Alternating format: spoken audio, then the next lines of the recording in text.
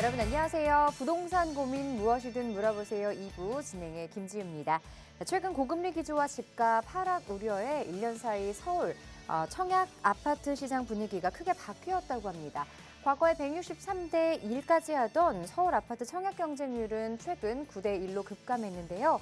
자, 이대로 청약 시대는 저무는 것인지 또 무주택자들은 어떤 방법으로 내 집 마련에 대한 계획을 세워야 할지 오늘도 저희와 함께 하시면서 그 해결책들 찾아가 보시기 바랍니다. 자, 2부에서도 여러분의 참여로 이루어집니다. 전화와 문자로 여러분의 참여 기다리고 있는데요. 전화번호 0226383971번입니다. 문자는 샵 3989번으로 보내주시면 전문가의 상담 도와드리겠습니다. 자, 부동산 고민 무엇이든 물어보세요 2부 지금 바로 시작하겠습니다.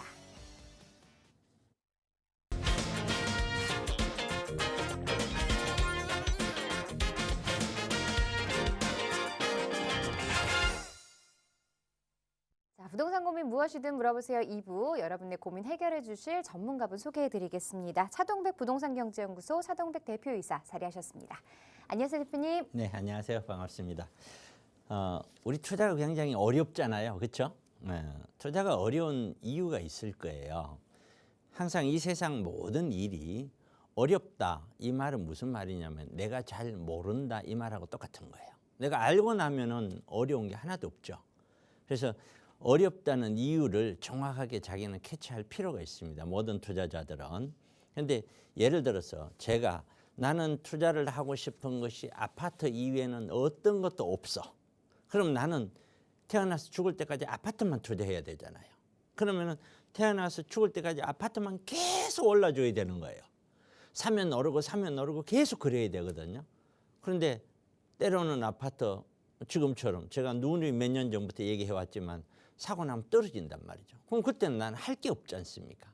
그래서 투자가 어렵다고만 생각하시지 마시고 이런 방송을 보시고 세미나를 참가해서 좀 여쭤보고 우리 투자자 개인 자신이 본인들이 나는 이 투자 성향이 어떻고 어떤 식으로 내 자산을 잘 포트폴리오를 구성을 해서 가져갈 거냐 이런 어떤 그림을 생각하면서 투자에 임하셔야지 나는 딱 재개발, 나는 딱 아파트 한 가지만 딱 가지고 평생을 간다고 하는 거는 그거는 전혀 맞지 않는 투자다.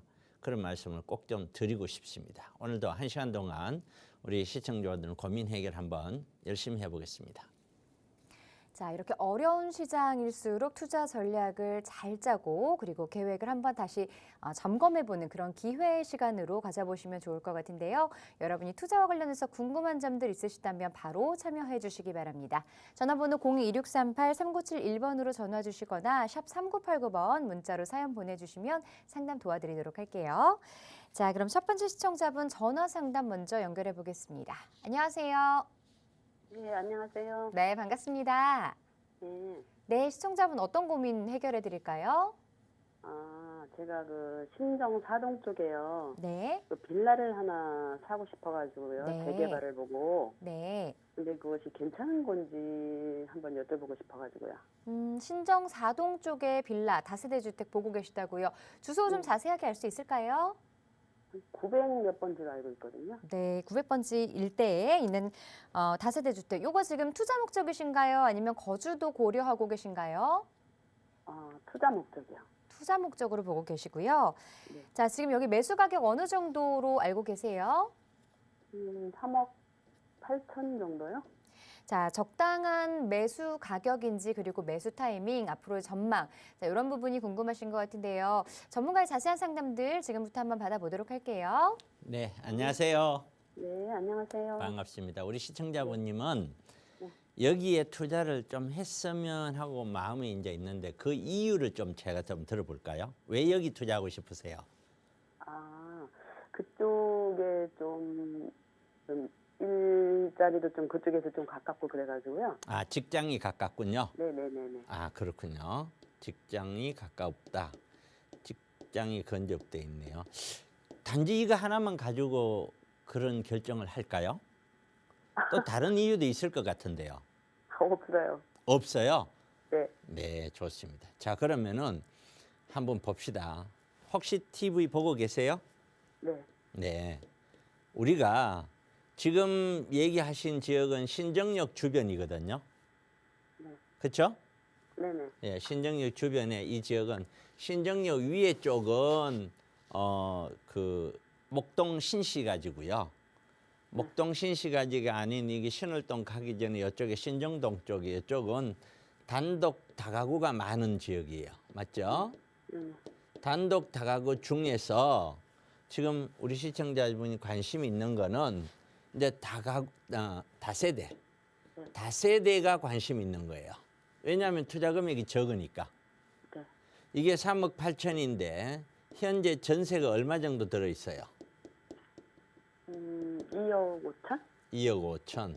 그럼 한 1억 3천이면 구입이 가능하다, 그죠? 네. 자, 우선 이것만 딱 보면은 어떤 생각이 드냐면은 투자 금액이 1억 3천이고 입지가 나름대로 여기서도 멀지 않다. 근데 투자 금액이 1억 3천이다. 이거는 거꾸로 얘기를 해서 많은 사람들이 여기를 투자처로 인식하지 않고 있다. 많은 사람들이 여기 투자처로 인식을 하고 있을 것 같으면은 프리미엄이 더 붙었겠죠. 그런 모습이 일단은 보여지고요. 그다음에 두 번째는 이 지역에 어떤 재개발이나 모아주택이나 하는 흐름이 있던가요? 네. 여보세요? 네네. 네, 그런 흐름이 있던가요? 네. 어떤 흐름이 있던가요? 주민 동의서를 받고 있어요. 네. 동의서를 받고 있다, 그렇죠?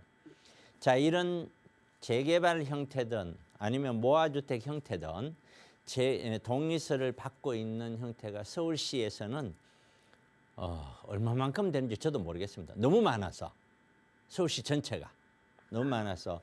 근데 이런 동의서가 진구가 되어서 형태가 그 동네는 제가 보는 눈에는 재개발보다는 모아주택 쪽에 가까울 것 같아요. 잘 듣고 계시죠? 네네네. 이런 모아주택일지 재개발일지는 몰라도 모아주택으로 보여지고 제 혼자 추측이에요. 네. 모아주택이 되었다고 하더라도 되면 분명히 프리미엄은 붙어요. 그런데 만약에 진행이 안 되면 어떻게 될까요? 안 되면 이거는 그냥 계속 가는 거예요. 계속. 그리고 뭐 언젠가는 되겠지 하는 그냥 막연한 상태로 계속 가는 거예요. 그렇기 때문에 첫 번째 결정을 해야 될 거는 우리는 될 가능성을 보고 하는 거잖아요. 맞죠? 네네. 그런데 안 될 수도 있는 거잖아요. 네. 맞죠? 그럼 그 이야기는 뭐냐면은 최후의 경우에 이 돈은 무조건 묶일 수 있다는 전제 조건 하에 투자를 해야 돼요. 전제 조건 하에. 그런데 모아주택 돼버리면은 또는 재개발이나 되어버리면 이 가격으로는 죽어도 못 사요. 살 수가 없어요. 그러니까 이게 선택이 어려운 이유가 자, 되기만 되면은 이거 사면은 무조건 답이 나오는데 안 되면 돈이 묶이는 거야. 그래서 결론은 뭐냐면은 지리적이나 입지적으로 그렇게 나쁜 거는 아니에요. 무난무난해. 그러면은 제가 생각했을 때는 그런 거죠. 이런 데 관심 있고 막 내가 재개발이나 이미 진행되어 있는 구역에는 도저히 못하겠고 작은 돈으로 1억 내외로 무언가 투자를 하고 싶다. 그런 사람들은 이렇게 접근할 수밖에 없는데 이 접근에 대한 위험도 같이 생각을 해라. 무조건 하기만 하면 될 거라는 생각은 버려라. 이거는 모르는 일이다. 이거는. 또 진행이 되어서 모아주택으로 지정이 되었다고 해도 그게 끝까지 잘 될지 중간에 어떻게 될지 아무도 모른다. 그거는. 그렇기 때문에 저는 이렇게 추측하고 싶어요. 정말 투자해야 될 정말 괜찮은 어떤 물건 대안. 예를 들어서 뭐 월세가 잘 나오는 어떤 물건을 구입을 했다가 월세를 좀 받다가 부동산 시장 자체가 충분히 아파트 시장이죠.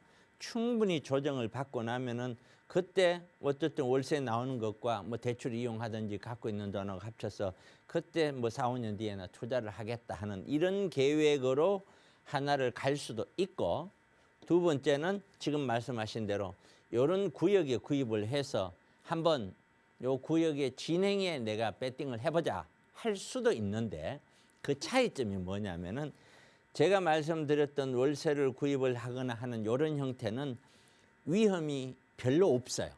위험이. 그리고 돈이 뭐 특별히 묶일 만한 것도 별로 없고요.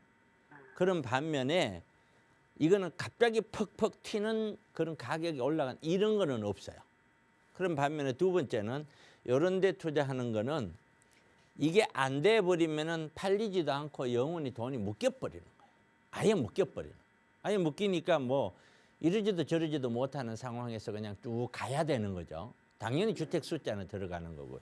그런 위험을 안고 있으면서 되기만 되면은 가격이 일단은 팍 튀는, 거기서 바로 1, 2억은 그냥 튀어버리는 이런 형태의 위험과 수익 형태가 같이 갖고 있어요.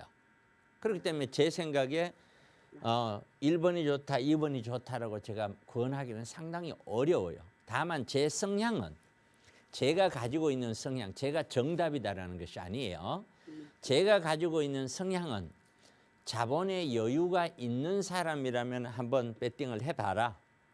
그러나 자본의 영향이 없고 진짜 자본의 어떤 여유가 없고 이 돈이 정말 전 재산이고 어떻게 보면은 참 어렵게 모은 돈인데 이거 묶여버리면 나는 향후에 투자할 수도 없고 상당히 내가 정말 곤란할 수도 있다. 이 돈이 계속 묶여가면은. 그렇다면은 투자하지 마라. 차라리 그 돈으로 월세 형태나 다른 형태로 좀 안전하게 투자하는 형태로 가라. 수익이 기대되는 수익은 좀 적더라도. 그리고 여기에 직장에 가까워서 이걸 하나 구입하고자 하는 지금 우리 시청자분이 머릿속에는 어떤 생각이 들어있냐면은 이거 하나 사서 언젠가 재개발이 되기만 되면은 여기 아파트 들어오면은 여기도 뭐 목동 그 신시가지처럼 가격이 10매덕 20억 되지 않을까 하는 막연한 기대감을 가지고 있어요. 맞죠? 여보세요? 네. 네. 제 말이 틀렸나요? 맞았어요. 네, 그렇죠. 그게 네. 누구나 다 그렇게 가질 수밖에 없어요. 그런데 절대 그렇게 안 돼요. 왜 안 되냐면은 대단지로 같이 개발된 지역과 따로 개발된 지역은 우선 가격이 다르고요. 두 번째는 이게 전체가 재개발이든 모아주택이든 진행을 한다고 하더라도 실제 여기 들어가는 추가로 내야 되는 비용들은 굉장히 많아요. 그냥 매덕이 아니에요. 제가 판단했었을 때 굉장히 많다고요. 뭐 2, 3억, 3, 4억이 아니에요. 그보다 훨씬 더 많을 거예요. 그런 정도로 많은 돈을 투자를 해서 언제 될지도 모르는데 그 기간 동안 돈이 묶여서 있으면서 나중에 된다. 그러니까 무슨 얘기냐면은 한남 뉴타운 아시죠? 네. 여보세요? 네. 한남 뉴타운 아시죠? 네. 한남 뉴타운이 2003년 11월 18일 날 한남 뉴타운이 됐어요. 그럼 지금 꼬박 거의 20년 됐죠? 네. 맞죠? 네. 20년 됐는데 아직 철거도 안 했죠? 네. 저게 입주가 되려면 또 7년, 10년 이상 가야 되겠죠? 네. 이 이야기를 왜 하냐면은 우리 많은 투자자들이 재개발에 투자를 하면서 요거 사뒀다가 나중에 아파트 되고 입주돼갖고 나도 집 하나 가지면 좋지 이런 막연한 생각을 갖고 계신데 그렇게 재개발이 되면은 집은 가질 수 있어요. 다만 그 기간이 본인들이 원하는 기간만큼 그렇게 쉽게 진행된다는 생각은 버리셔야 돼요. 굉장히 시간이 많이 소요되는 일이에요. 그리고 지금까지 재개발로 진행이 잘 안 되었던 구역들이 서울시에서 모아주택이라든가 모아타운으로 진행을 되려고 하는 그런 구역들에는 상당히 많은 투자 예상, 그러니까 추가 부담금이 예상이 돼요. 그런 것도 같이 고려를 해야 돼요. 그러니까 최종적인 결론은 여러 가지 얘기했는데 들어갔다가 되기만 되면 한번 빡 튈 거다. 그럴 때는 나와야 된다. 만약에 들어가면은. 만약에 그런 게 없으면은 그 다음엔 대책이 없다. 그렇다면 그런 게 싫다. 그러면은 적더라도 안전한 투자 쪽으로 가라. 이런 식으로 한번 탁 튀는 그런 형태로 바라보고 안 가는 형태. 이거는 우리 시청자분님이 알아서 선택을 하셔야 된다. 그래서 제 선택 기준은 자금에 여유가 있다면 그럼 한 번쯤 배팅을 해봐라. 그러나 여유가 없다면 묶여도 좋다면은 배팅이지만은 투자지만 묶이면은 곤란하다. 그러면 이런 것들은 좀 자제를 해야 되지 않나. 이렇게 제 의견을 드리겠습니다. 아, 네, 잘 알겠습니다. 예, 고맙습니다. 네. 네, 감사합니다. 네. 네. 네, 결국 투자는 투자자 본인의 선택에 의한 것이므로 꼼꼼하게 잘 따져보셔야 될 것 같은데요. 여유자금으로 투자를 생각하고 계신 거라면 해보셔도 괜찮지만 그게 아니라면 조금 더 안전한 월세라든가 이런 부분으로 좀 다시금 생각을 해보시는 게 좋을 것 같다라는 말씀 드렸습니다. 참고해 보시고요.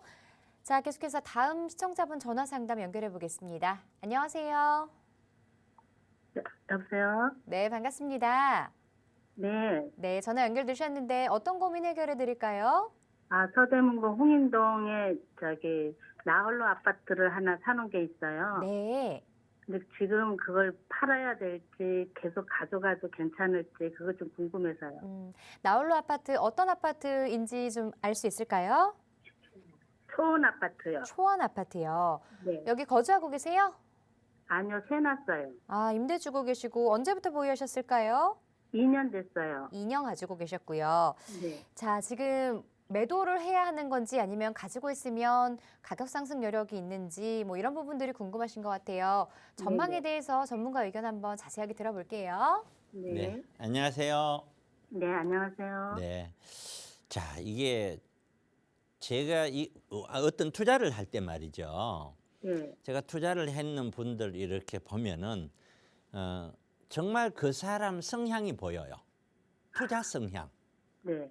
지금 우리 시청자분님은 지금 이걸 투자를 했다. 이거는 뭐냐면은 이런 산 바로 밑에 있는 나홀로 아파트처럼 작은 세대를 네네. 투자를 했다는 거는 첫째, 네. 아주 작은 돈이에요.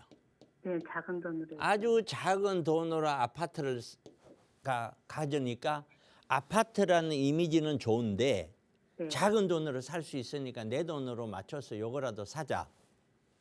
이런 이미지가 큰 거예요. 네네. 그러면 이 이야기는 그러니까 그만큼 서울 시내에서도 요만한 크기의 요 정도 가게 거의 없다 이 말이잖아요. 네네. 그러면은 역으로 한번 가만히 생각을 해보세요.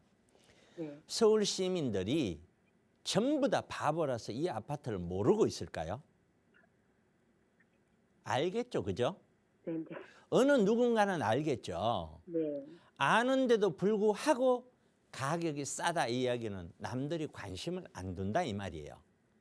제가 지금 무슨 설명을 하고 있냐면은 저희들 같이 부동산 경제 공부를 하고 뭐 전문가라는 타이틀을 지니면서 자료를 분석하고 이런 데이터를 가지고 또 경험을 가지고 설명을 하는 거는 우리 같은 어떤 이 전문가들이라는 사람이지만 그러나 우리 시청자분들은 전문가가 아니잖아요.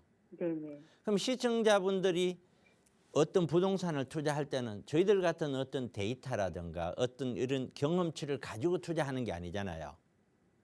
맞죠? 네. 그럼 오로지 시청자 본인의 생각으로 투자를 하잖아요. 네, 맞습니다. 또는 옆에 있는 친구가 소개해 줬다거나. 네. 그렇기 때문에 그걸 판단을 할 때 우리 같은 이런 데이터가 없더라도 쉽게 첫 번째 판단해야 될 거는 이 가격이 엄청 싼데 그럼 틀림없이 다른 사람들 어떤 거기에는 싼 데는 이유가 있는 거예요. 많은 사람들이 거기를 안 쳐다보는 거야. 안 쳐다보는 이유가 있어야 되겠죠. 네. 당연히 이유가 있죠. 왜? 첫째, 일단 여기서도 너무 멀고 언덕이고 소규모 나홀로 아파트처럼 세대수 적고 그러니까 이거는 소위 말해서 다세대 빌라 수준이에요. 네네. 그러니 굳이 사람들이 이런 데 투자를 하려고 하질 않겠죠. 재개발된다 그래서 투자했어요. 글쎄요. 네. 그다음에 두 번째는 얘가 이제 아파트니까 이제 재건축을 해야 되잖아요. 네. 근데 소규모 재건축을 된다고 하는 건데 그러면 이걸 사놓으면 재건축이 되겠지. 재건축이라는 건 또 똑같아요. 어떻게 진행이 되고 있냐면은 예를 들어서 지금 현재 이 아파트를 2년 전에 얼마 주고 사셨어요? 2억 주고요. 자, 2억을 줬어요. 2억을. 그러면 2년 전에 2억을 줬으면은 현재 이 아파트의 공시가격이 얼마인지 혹시 아세요?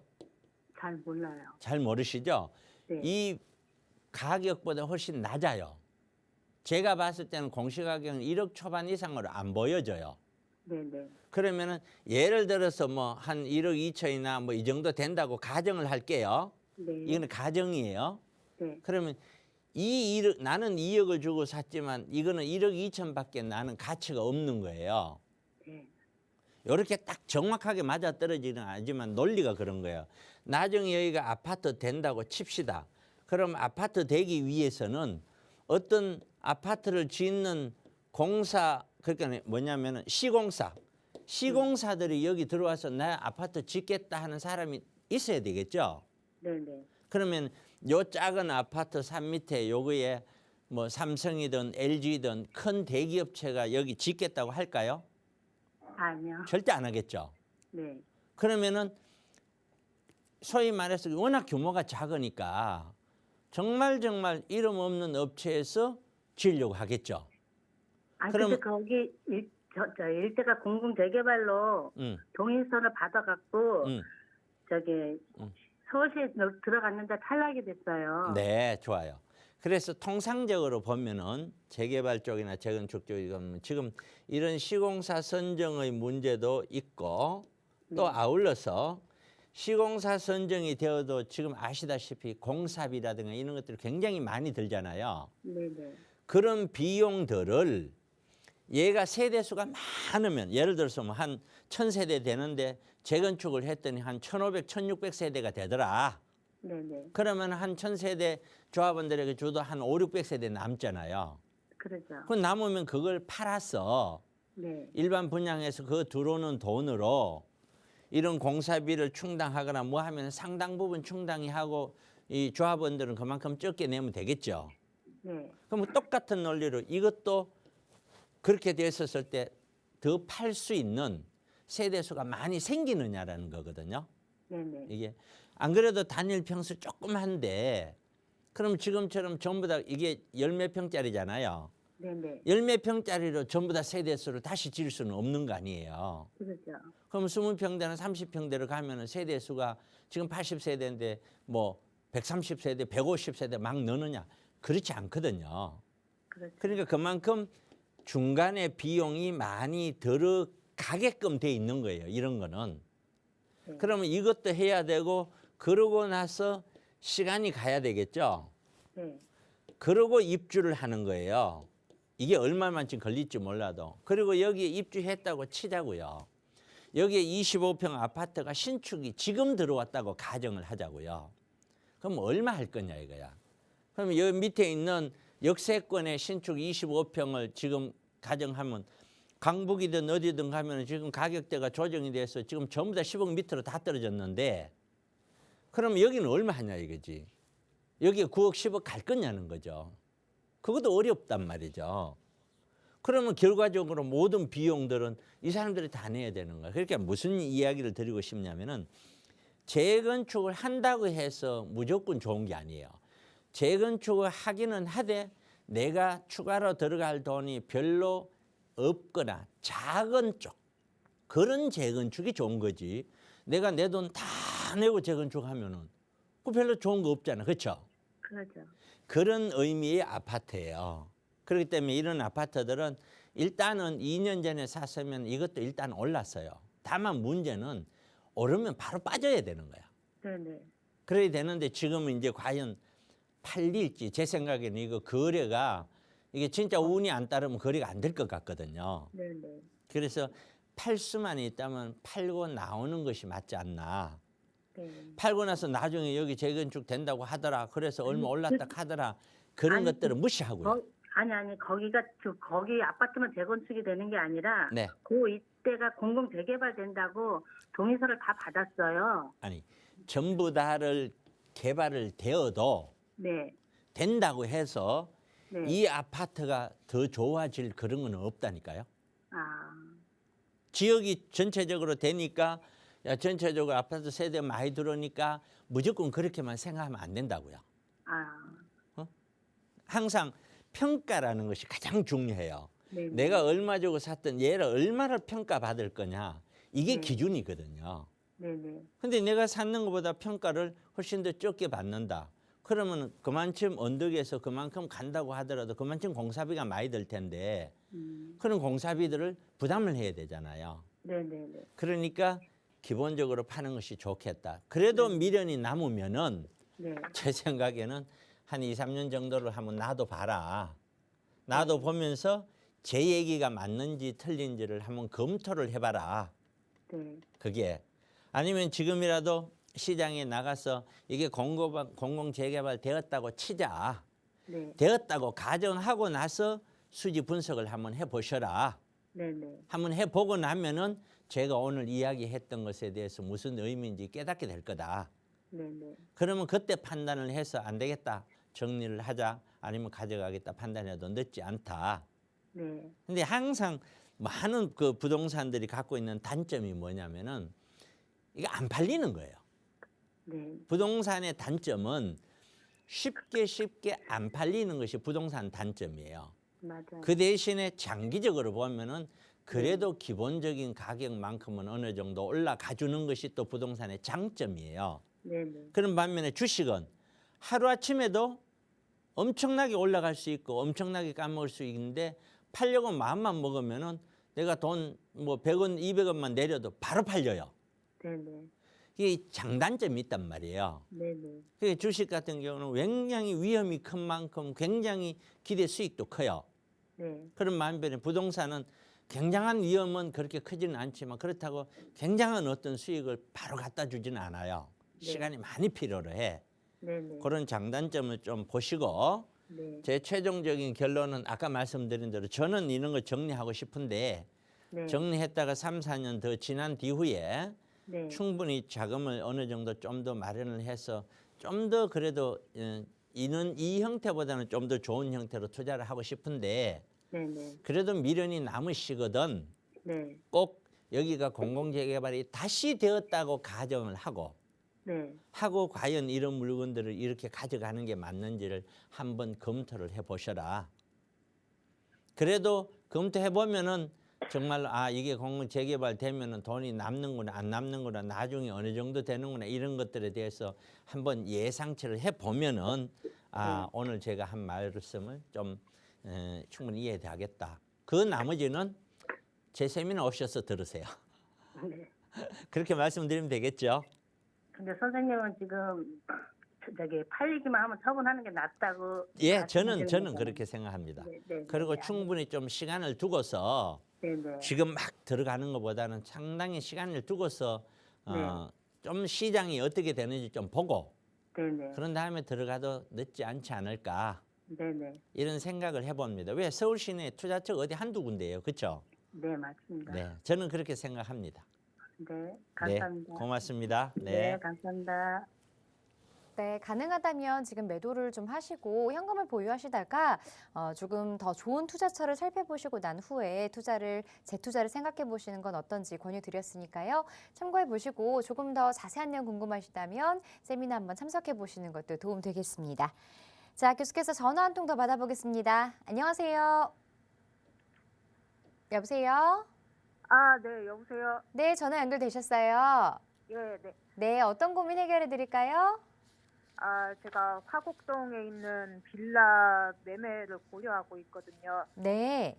예, 하나는 그 화곡동 모아타운 후부지 C구역을 보고 있고요. 하나는 모아타운 인근에 있는 그냥 일반 빌라를 보고 있어요. 네. 예, 그 둘 중에 어떤 거를 매수할지 고민이에요. 매수에 대해서 고민을 하고 계신다고요. 화곡동의 모아타운 그리고 그 인근에 또 다른 부동산을 보고 계시는데 여기 지금 투자 목적으로만 보고 계시는 건가요? 아니요, 실거주로 보고 있어요. 거주도 함께 하면서 향후에 조금 더 미래 가치가 있을 만한 지역, 있을 만한 부동산 이런 걸 좀 생각하고 계시는 것 같아요. 자, 네. 그럼 자세한 부분에 대해서 우리 전문가 의견 한번 들어보도록 할게요. 안녕하세요. 예, 안녕하세요. 시청자님 질문 좀 정리를 할게요. 화곡동 안에 네. 모아타운으로 진행되고 있는 곳에 안에 빌라를 살까? 네, 아니면은 모아타운과 관계없는 지역에 빌라를 살까? 예, 맞나요? 예, 맞아요. 네. 네. 당연히 모아타운으로 진행되는데 사야 되지 않을까요? 그게 제가 또 금액도 중요하기 때문에 예, 제가 정해놓은 금액 이상으로는 사기 어려워가지고 저의 형편에 투자 맞게 금액 쪽이? 구매하고요. 예, 네. 그런데 예. 기본적인 질문은 그래요. 네, 모아타운이라고 하는 거는 네. 개발이 안 되는 것보다는 분명히 더 좋은 거잖아요. 예, 그쵸. 맞죠? 예, 그러니까 두 개 중에 어떤 거 살래 하면 살 수만 있다면 모아타운 진행되는 데 사는 게 좋겠죠. 아, 근데 조금 더 비싼 것 같아가지고, 그리고 또 안 될 수도 있을 거란 생각도 들어가지고, 한편으로, 그래서 그 재개발 구역 아닌데, 모아타운 아닌 데는 대신 지하철역이랑 더 가깝기는 해요. 그러면 이렇게 생각하면 되죠. 예, 지금 말씀을 잘 들었는데 예, 모아타운이라고 하더라도 네, 지금 확정된 데가 아니라 앞으로 네. 진행이 될지 안 될지 진행 여부가 불투명하다. 예. 그렇기 때문에 샀다가 만약에 안 될 수도 있지 않느냐 이런 위험을 예. 가지고 있고 네, 그렇게 되면은 내가 무리해서 모아타운 들어갈 게 아니고 예. 일반 다세대를 구입을 하면은 얘는 자금에 대한 부담도 별로 없고 내가 예. 거주하기도 더 좋다. 네, 그러니까 이게 더 낫지 않느냐 이런 얘기거든요. 예, 네, 결론은 그거예요. 예, 제가 이렇게 설명할게요. 네, 제가 그러면 모아타운 안에 예를 들어서 구입을 해서 거주를 했을 때 네. 그리고 모아타운 밖에 빌라를 구입을 해서 거주를 했을 때 두 개 차이점이 뭐죠? 거주에 있어서 차이점. 거주에 대해서 차이점은 음. 제가 본 게 뭐 실거주는 다 층수도 같고 크기도 같고 다 같거든요. 근데 가격은 모아타운 호북지가 좀 더 비싸요. 그럼 아니 가격을 얘기하는 게 아니고 예, 두 개에서 실거주를 하는 데 있어서의 차이점이 뭐냐고요. 실거주 차이점은 거의 없네요. 예, 없어요. 예. 그렇죠. 그러면은 예, 거주 요건은 그렇게 중요한 게 아니네요. 예, 똑같으니까. 그거네요. 예, 같으니까. 예, 네, 그다음에 두 번째는 진행 여부인데 그렇게 되면은 네. 그래도 바람이 부는 지역이 가능성이 있겠죠. 아, 네, 불지 않는 지역은 가능성 자체가 없죠. 아, 네, 네, 그렇죠. 그러면 우리는 이렇게 네. 선택을 할 때는 그래도 조금이라도 가능성 있는 쪽으로 선택을 해야 미래에 네. 대한 어떤 기대치라도 있지. 전혀 가능성 없는 데를 선택한다는 거는 저는 안 맞다라고 생각이 들고 예, 세 번째 선택 조건이 뭐냐면은 만약에 모아타운으로 되지 않았을 때 네, 이 두 개의 물건을 나중에 몇 년이 지났던 팔려고 했었을 때 네. 어느 쪽이 더 잘 팔릴 것 같아요? 차이가 있을까요? 네, 차이가 있을 것 같아요. 있을 것 같아요. 그 모아타운이 이게 안 된다고 하면 좀 실망할 것도 있고 좀 피가 빠질 것 같기도 하고, 예, 그 뭐 제 생각에. 물론 그거는 맞습니다. 프리미엄 자체가 네. 모아타운이라는 데는 서로 동의서만 막 받아도 가격대가 막 조금씩 올라가거든요. 네. 그런 거는 분명히 존재합니다. 분명히. 네. 그렇지만 제가 생각했었을 때는 그래요. 정말 어렵게 작은 돈으로 집을 구입해서 거주하면서 가려고 하는데 집 구입만 가지고는 네. 미래에 대한 희망이 없잖아요. 예, 네. 그렇지 않나요? 예, 그러면 결국에는 예를 들어서 일반 다세대를 구입하고 나머지 돈을 일부 하고 돈을 모아서라도 다시 확실한 재개발을 살 수 있는 자금 여력을 근데 시간은 좀 필요해요. 한 5년이나 6년. 그 안에 네. 나는 이거 투자할 수 있는 자금을 만들 수 있겠다. 네, 네. 그러면은 저는 일반으로 권해요. 근데 아, 네. 그냥 4, 5년, 5, 6년 가지고는 도저히 내가 투자할 수 있는 자금을 만든다는 거는 거의 불가능하다. 기껏 몇천 원 몰라도 어렵다 몇 억은. 예, 이렇게 되면은 지금 있는 것이라도 가능성이라도 보고 모아타운 안쪽으로 들어가는 게 나는 맞다고 봐요. 아, 네. 근데 제가 하는 일이 남편이랑 하는 일이 좀 수입이 불안정한 직업이어가지고. 네. 좀 굉장히 그런- 어렵습니다. 그죠? 예, 그래서 좀 어쨌든 조언이 될지는 몰라도 예, 우리 시청자분님은 정말 한 번 주말에 제가 세미나를 하니까 네, 네. 세미나에 그 남편분 모시고 꼭 한번 오셨으면 좋겠고요. 아, 네. 그럼 거기에 대고 이 네. 공개적으로 이야기지 못한 사적인 대화를 또 할 수가 있잖아요. 아, 네. 그런 걸 좀 가지고서 제가 좀 최종 판단을 했으면 좋겠고 네, 요 네. 방송상으로는 제가 네. 이 두 개 중에 하나를 선택해라 한다면은 저라면은 그래도 모아주택 쪽으로 좀 선택하지 않을까. 아, 조금이라도 가능성이 있으니까. 아, 물론 네네. 그 가능성이 이게 안 돼 버리면 그만큼 위험도 당연히 존재하겠죠. 네. 그렇기 때문에 내가 몇 년 안에 다시 투자할 수 있느냐 없느냐 할 수 있는 그런 것들은 굉장히 중요한 거든. 거기에 대한 자신이 없다. 그럼 일단 이거라도 한번 기대를 해보는 수밖에 없겠죠. 네, 네. 네, 저는 그렇게 좀 설명을 드리고 싶네요. 아, 네. 네, 네. 그 정도로 오늘 설명드릴게요. 예, 말씀 감사합니다. 네, 고맙습니다. 네. 네, 여력이 되신다면 이 모아타운 그 안쪽으로 좀 들어가시는 걸 권유드렸으니까요. 꼼꼼하게 잘 따져보시기 바랍니다. 자, 이렇게 해서 여러분의 부동산 관련한 고민들 안전하게 모두 진단해 드렸고요. 자, 현재 부동산 시장의 흐름들 정리해보는 시간 가져보도록 하겠습니다. 자, 2022년도도 얼마 남지 않았는데요. 자, 이 부동산 시장의 흐름을 좀 알아야 내년 투자 전략을 세우는데 조금 더 성공적인 전략을 세우실 수 있을 것 같습니다.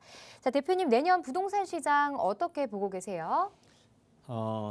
시장 자체가 굉장히 어려울 겁니다. 제가 누누이 말씀드려온 대로 자, 부동산 우리 부동산이라고 표현하기 전에 정확한 표현은 주택 시장이에요. 주택 시장이라는 표현이 정확하거든요. 상가나 사무실 같은 시장이 아니라 이런 주택 시장이 80년대 후반에 상승을 했다가 신도시 들어오면서 꺾였어요. 그래서 2001년부터 올랐어요. 그리고 다시 꺾였죠. 2014년까지. 그리고 다시 올랐어요, 지금.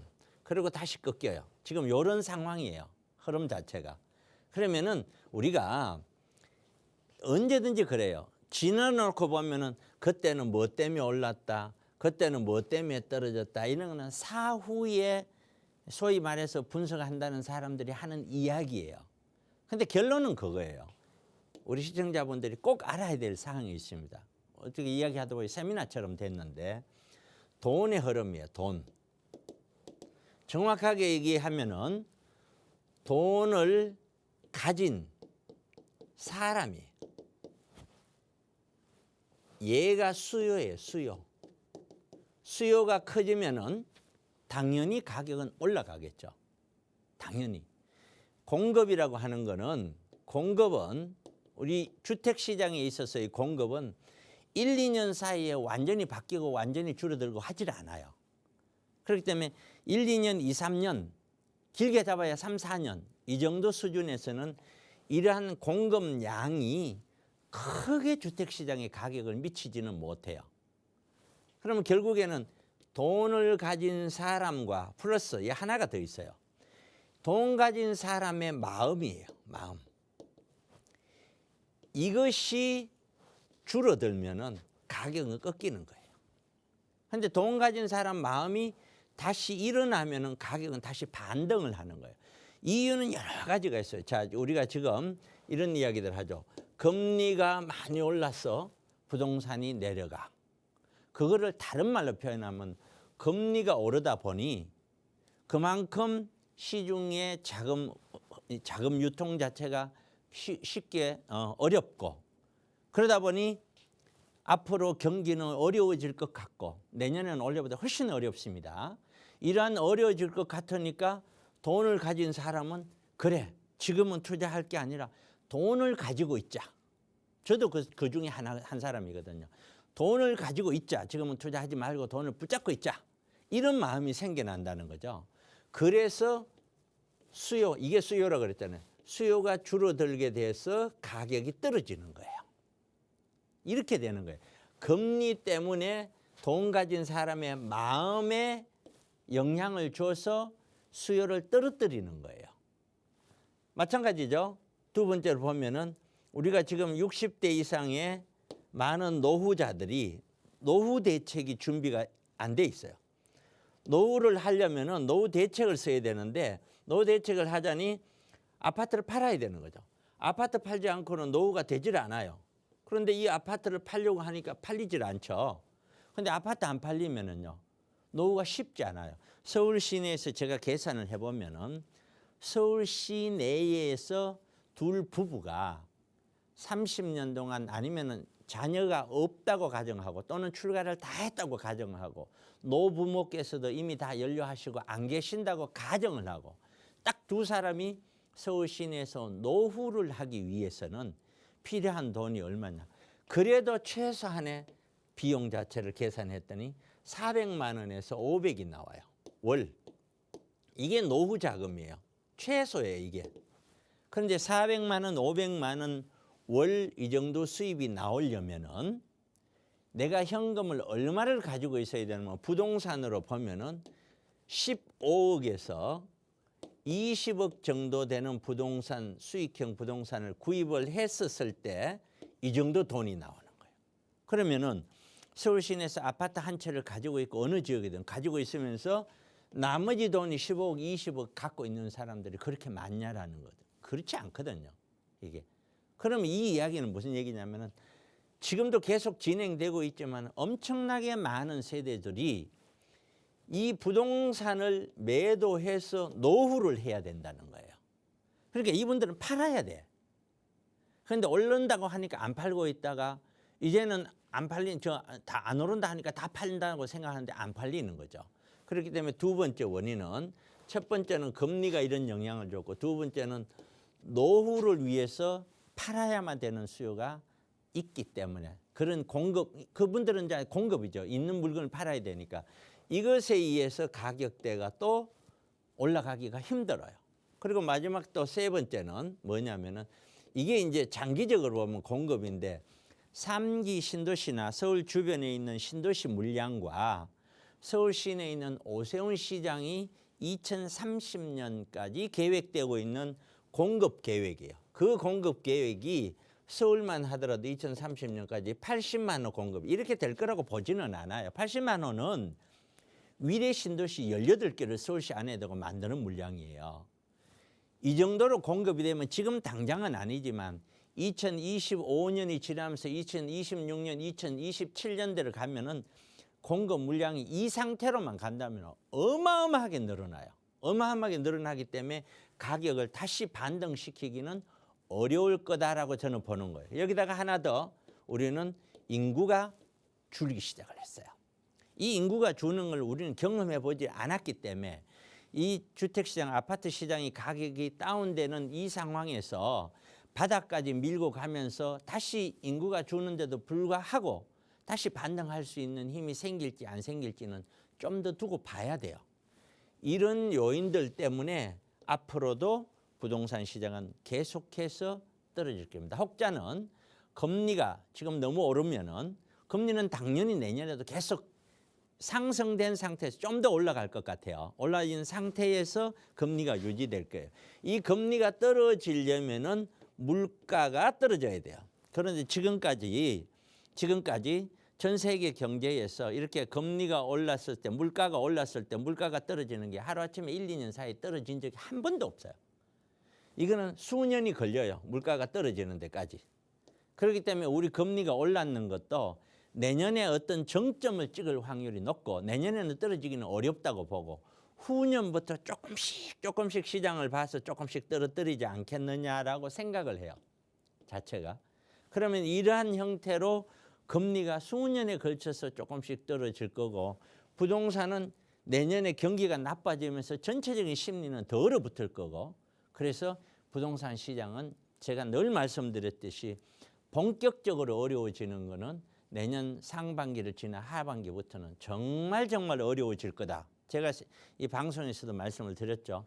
많은 부동산 관련했는 기업들이 또는 다른 회사들이 내년에는 부도란 얘기가 굉장히 많이 나올 거다. 그래서 우리 시청자분님들은 투자를 그냥 가볍게 생각하시면 안 된다. 최악의 경우에 늘 대비하시면서 부동산 시장은 어려워질 거다라는 거 꼭 명심을 하시면서 투자에 임했으면 좋겠다. 이렇게 말씀드리겠습니다. 자, 이 고인플레 시장 그리고 가장 큰 악재로 꼽히는 금리 인상으로 인해서 주택 시장의 흐름들 내년에도 조금은 힘들 것이다라고 말씀을 해주셨습니다. 투자자나 실수요자들 입장에서는 앞으로 전략 어떻게 세워야 할지 궁금해하시는 분들 많으실 것 같은데요. 앞으로 이 시장을 어떤 측면으로 좀 바라봐야 하는지 투자 전략 간략하게 좀 부탁드릴게요. 네, 지금은 누가 뭐래도 차익형 부동산으로 접근하려는 사람들은 돈을 가지고 확보하는 것이 중요합니다. 그만큼 차익형 부동산을 대표하는 아파트, 재개발, 재건축 같은 경우는 가격이 떨어질 수밖에 없어요. 떨어지게 되면은 이러한 정비 사업도 그만큼 딜레이되고 어려워질 수밖에 없습니다. 그런 거를 투자를 할 시기를 그만큼 늦춰서 준비를 해라는 것이죠. 그 이외에 월세 나오는 전략, 뭐 월세를 받아서 몰라 그거는 투자 시기가 따로 있는 게 아닙니다. 언제든지 구입을 하시면 돼요. 근데 시장 흐름, 전체 세계의 시장 흐름, 경제 흐름, 부동산 흐름 이거를 꼭 기억을 하시고 그 흐름에 내가 발을 맞춰가는, 흐름을 무시하고는 내 생각대로 움직이는 것이 아니고 그 흐름에 나를 발을 맞추는 형태로, 그런 형태로 투자를 임하시기를 꼭 권해드립니다. 자, 조금 더 자세한 이 부동산 고민 상담과 그리고 투자 전략 받고 싶으신 분들을 위해서 또 세미나 자리도 마련하고 계시다고 하는데요. 이 세미나 참석하시면 조금 더 자세한 정보 들어보실 수 있을 것 같습니다. 세미나 내용과 또 일정 좀 소개 부탁드릴게요. 네, 제 세미나가 매주 토요일 날 합니다. 매주 토요일 날 하는데 토요일 날 1시에 하죠. 우선 가장 중요한 것이 투자에 있어서 가장 중요한 것은 투자자 자신에 대한 투자 계획이에요. 투자 플랜이 정확하게 나와줘야 돼요. 그다음에 이런 플랜을 나오기 위해서는 전체 시장을 이해를 해야 돼요. 부동산 시장을 이해를 해야 돼요. 그리고 이 시장의 이해에 따라서 나는 어떻게 포트폴리오를 구성을 할 것이냐, 언제 어떤 식으로 물건을 구입할 것이냐, 왜 그렇게 할 것이냐에 대한 그림이 나와줘야 됩니다. 그러니까 제 세미나는 어떤 한 주제, 자, 금리 인상, 금리에 대해서 이번 주 합니다. 또 뭐 인구에 대해서 다음 주 합니다. 이런 식으로 하지는 않아요. 전반적인 걸 다 다뤄요. 특히 요즘 오시는 분들에 대해서는 개인적인 질문도 굉장히 많이 받습니다. 지금은. 그래서 개인적인 어떤 뭐 딱 정해진 1시간 상담이나 그 세미나장에서 바로바로 어떤 하는 그런 세미나 형식 비슷한, 상담 형식 비슷한 것도 굉장히 많이 이루어집니다. 그래서 모든 걸 거의 다 다루고 있다라고 보시면 돼요. 그래서 이런 세미나를 이용을 정말 잘 하셔야 돼요. 시청자분들은 정말 잘 하셔야 돼요. 이 세미나는 여기 지금 강의하고 있는 제가 차동배기가 잘하나 못하느냐가 중요한 게 아닙니다. 이런 세미나를 통해서 여러분들이 나는 앞으로 어떻게 자산 구성을 하고 또 어떤 포트폴리오를 해서 나는 미래의 자산을 어떤 목표를 가지고 갈 것인가, 그거를 할 수 있는 기본적인 어떤 지식이랄까요, 개념이랄까요, 그거 잡는 것이다라고 보는 것이 무조건 맞아요. 그래서 제가 늘 말씀을 드립니다. 세미나는, 여하튼 세미나는 참가를 꼭 하셔서 이야기를 듣는 것이 굉장히 중요합니다. 그렇게 세미나 정리해드리겠습니다. 자, 무료 세미나 지금 화면으로 나가고 있는데요. 다시 한번 일정 안내해 드릴게요. 매주 화요일 오후 1시에 김남현 대표 세미나, 그리고 매주 토요일 오후 1시에 차동백 대표 세미나가 진행됩니다. 입지 분석 물론이고요. 매수, 매도 타이밍, 그리고 투자 전략, 투자에 대한 방향, 시장의 전망, 어떤 부분이라도 좋으니까요. 궁금한 점 있으신 분들 이 세미나 참석해 보시면 조금 더 많은 길잡이가 되어드릴 수 있겠습니다. 자, 언제든지 무료 상담 전화 02-2638-3971번으로 전화 주시면 되고요. 유료 문자 샵 3989번도 여러분을 위해서 활짝 열어놓고 있습니다. 자, 이 프로그램은 시청자 여러분에게 보다 다양한 정보를 제공하기 위해 제작된 것으로 해당 부동산의 가치나 가격의 상승 하락 보장하지 않습니다. 이 점 꼭 기억해 주시고요. 자, 오늘 하루 마무리 잘하시고 저희는 내일 이 시간에 다시 찾아뵙겠습니다. 고맙습니다.